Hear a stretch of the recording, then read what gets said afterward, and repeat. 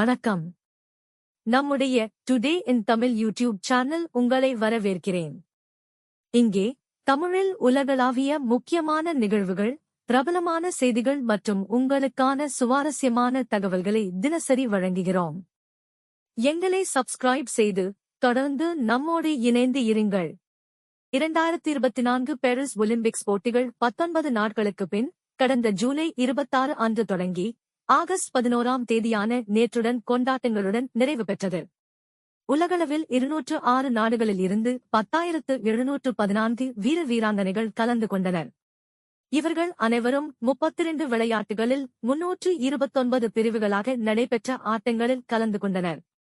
நாடுகள் வாரியாக அமெரிக்கா 40 தங்கம், 44 வெள்ளி, 42 வெண்கலம் என 126 பதக்கங்களுடன் முதல் இடத்தில் இருக்கிறது. சீனா 40 தங்கம், 27 வெள்ளி, 24 வெண்கலம் என 91 பதக்கத்துடன் இரண்டாவது இடத்தில் இருக்கிறது. ஜப்பான் 20 தங்கம், 12 வெள்ளி, 13 வெண்கலம் என 45 பதக்கத்துடன் மூன்றாவது இடத்தில் இருக்கிறது. Australia, France, Netherlands, Britain, Korea, Italy, Germany ஆகிய நாடுகள் அடுத்தடுத்து என முதல் 10 இடங்களுக்குள் இருக்கிறது. இந்தியா 1 வெள்ளி, 5 வெண்கலம் என 6 பதக்கத்துடன் 71வது இடத்தில் இருக்கிறது. கோலாகலமான கொண்டாட்டத்துடன் தொடங்கிய பாரிஸ் ஒலிம்பிக் போட்டிகள் நேற்றுடன் நிறைவு பெற்றது. வெற்றி பெற்ற வீரர்கள் சார்பில் தங்களின் நாட்டுக்கொடியுடன் அணிவகுப்பு நடத்தப்பட்டது. இந்தியா சார்பில் மனு பார்க்கர், ஸ்ரீஜேஷ் ஆகியோர் தேசிய கொடியை ஏந்தி பயணித்தனர்.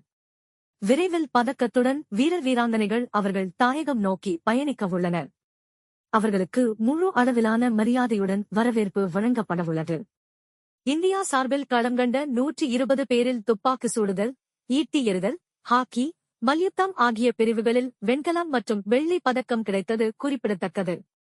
எதிர்வரும் 2028ஆம் ஆண்டில் ஜூலை 14 முதல் ஜூலை 30ஆம் தேதி வரையில் அமெரிக்காவின் லாஸ் ஏஞ்சல்ஸ் நகரில் ஒலிம்பிக் போட்டிகள் நடைபெறவுள்ளன.